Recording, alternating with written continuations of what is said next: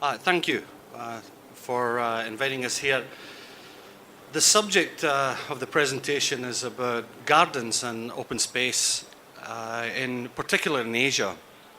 We have found that in design in various projects and buildings that we struggle to find a dedication to open space, both in the form of hardscape but also particularly in softscape. And when we address some of these projects, we refer back to some of the other good public space cities, and one of them in particular is in London, where you have, you have very large public parks, but you also have a lot of pocket parks. And what we've tried to do in the tight constraints of cities, for example, like Hong Kong or in Guangzhou, we've looked to the roofs of these buildings to try and achieve as much open space as possible. So I've got a selection of different projects in different countries that reflect this aspiration to create these spaces. And I'll go through these one by one from now. This is Cyberport in Hong Kong, which we designed a few years ago. It's an IT park, which also includes a hotel and a research and development facility for the University of Hong Kong, and a hotel here for Meridian.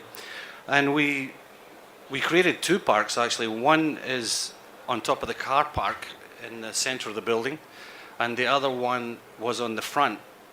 Of course, being Hong Kong, they decided to build on the park in the front because it was valuable. But the park in the center has become quite an interesting attraction. There's one of the images there that you can see a lot of people playing on that park, and it's become popular at the weekends with various families and so forth. But it's also used for commercial promotions. There's a big screen up there. It's used for nighttime cinemas and movies. It's used for weddings. And as Mike told me the other month there, it was used for the New Zealand Embassy for the World Cup rugby final.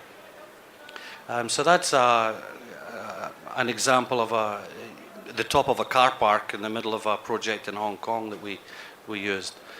The next one was interesting in the Philippines.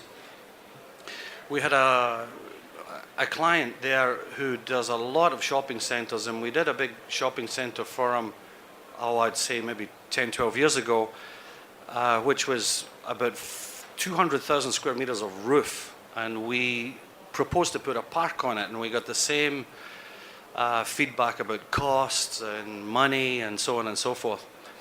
And then he asked us he had a car park in the front of an existing building, which was at ground level, and in Manila the rain, it was either pouring of rain when you come out from the shopping center, or the car was boiling, so he wanted to put a roof on top of it. So we said, well, why do you ask us? We can get the local architect to do that. So we did a long roof with gardens and landscape and restaurants and bars and so forth, and even managed to get some water. And we went down on our knees and begged to get him to pay some money to do this. And he's done it.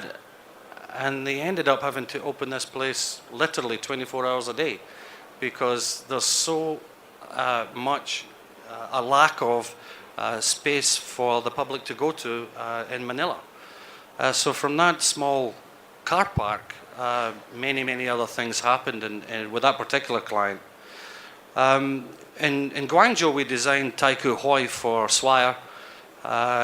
This was interesting because the ground cover ratio couldn't be met, so we were forced to make the podium public, which kind of fell right into our laps, where we created that fifth elevation, if you will, on top of the retail, where you have office buildings and hotels and cultural buildings connecting in to the top of the retail podium and then feeding down.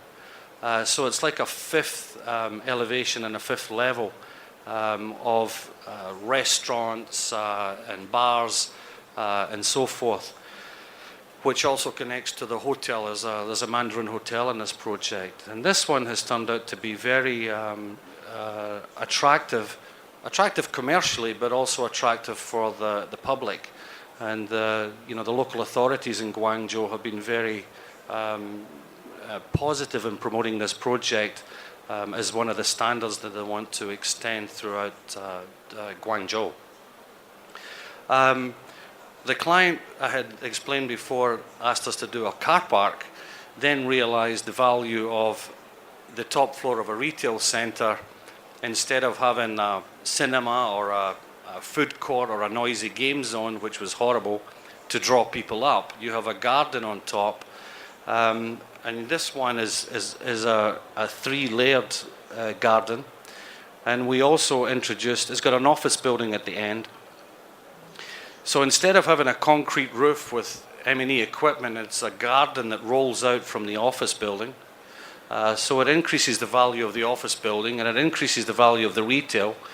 And then there's a chapel and there's a multi-purpose hall. And you can see all these restaurants along there. You can see them here and here. That's the chapel up there.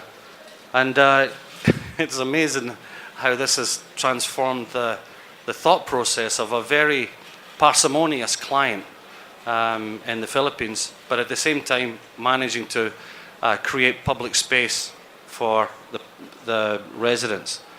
The Jockey Club in Hong Kong, office building that has, they're trying to create the best space for their staff in the world, including in the world, and we created a garden on top of this office building which looks out over the Shatin Racecourse. A residential and retail project in Guangzhou which is under construction with a garden on top of the retail.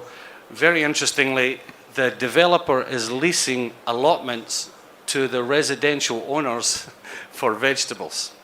I love it. And this one is just presented this week. The Mall of Asia, a 10-hectare park on top of the existing Mall of Asia. We're expanding it. It'll be the biggest retail center with a park on top.